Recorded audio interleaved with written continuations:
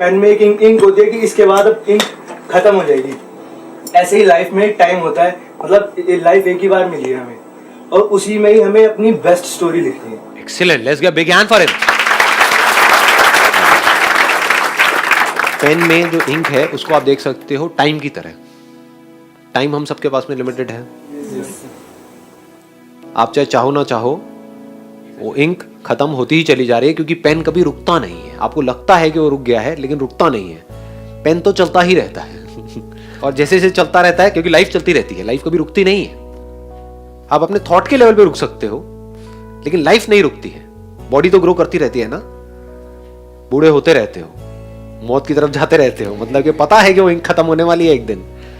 तो इंक खत्म होती चली जा रही है, यानी कि क्या, टाइम खत्म होता चला जा रहा है।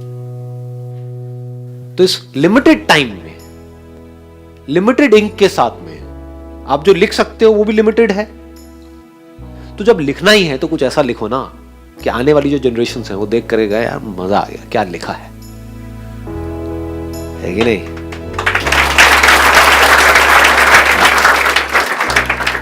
खुद को भी मजा आए पढ़ करके। जब पेन में वो इंक खत्म होने वाली होगी, कुछ दिन रह जाएंगे और हमको दिख रहा है धीरे धीरे वो पेन की इंक खत्म होती चली जा रही है, होता है ना, एंड में थोड़ी सी रह गई है, अब सिर्फ 5-10 साल रह गए हैं, ऐसे ऐसे कर रहे होते हैं, डॉक्टर के पास जा रहे होते हैं, है ना।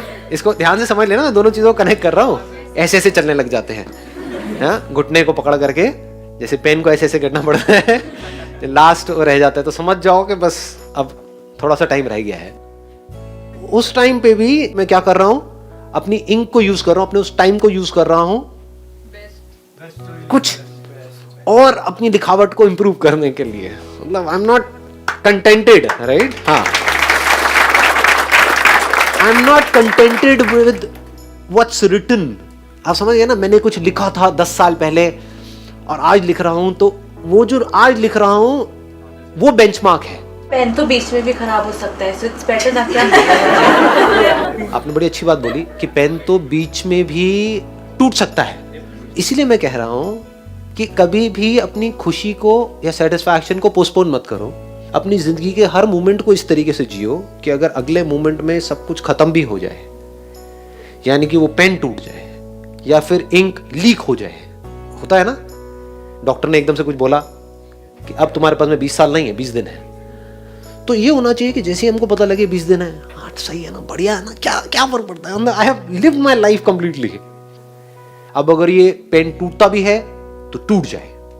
मौत से कौन डरता है, कभी सोचा है? मौत से वो डरता है जिसने कभी जिंदगी को जिया ही नहीं है।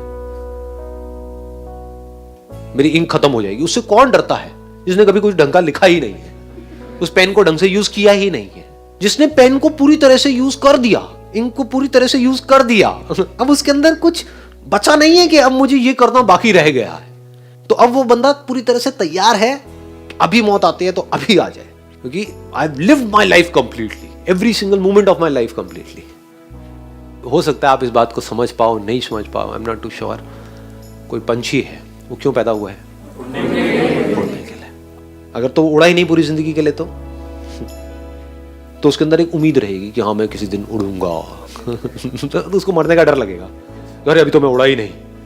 लेकिन अगर वो पंछी एक बार पूरी तरह से उड़ गया, जिस लिए वो पैदा हुआ था, वो काम हो गया ना, खत्म, दी एंड।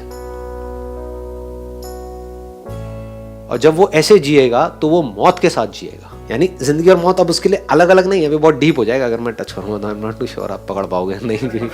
मौत सुन के ही आप लोग डरने लगे हो, मौत मौत, क्या बात है, आ रही बात समझ में आ रही है?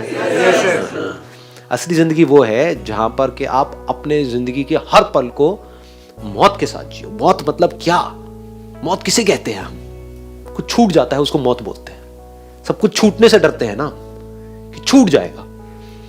तो छोड़ने से कौन डरता है?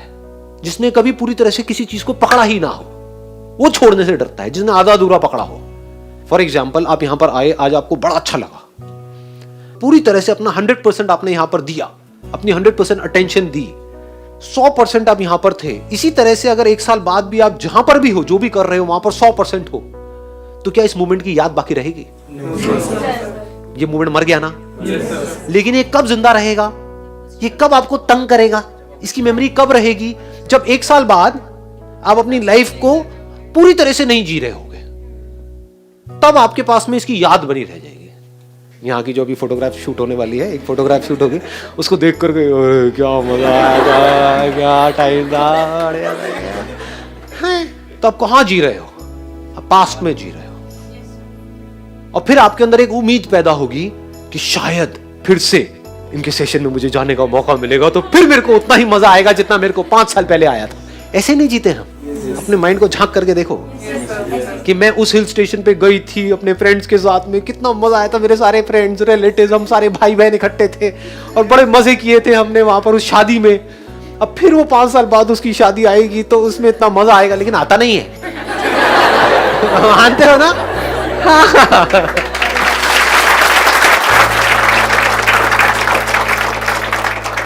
हम ऐसे जीते हैं, इसलिए हम मौत से डरते हैं।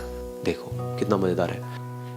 अगर एक पंछी पूरी तरह से उड़ रहा है, तो जिस वक्त वो उड़ रहा है उसके माइंड में मेमोरी है कि 1 साल पहले वो उड़ान क्या थी, क्योंकि वो उड़ान भी परफेक्ट थी और ये उड़ान भी परफेक्ट है। There is no comparison between these 2 उड़ान्स।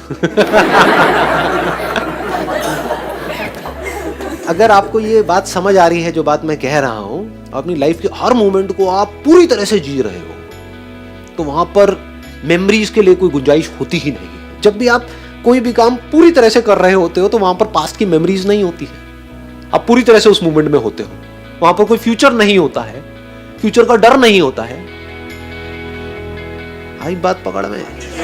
हाँ, तो आप टाइम से ऊपर उठ जाते हो। You live in a timeless state when you are absolutely there in that moment.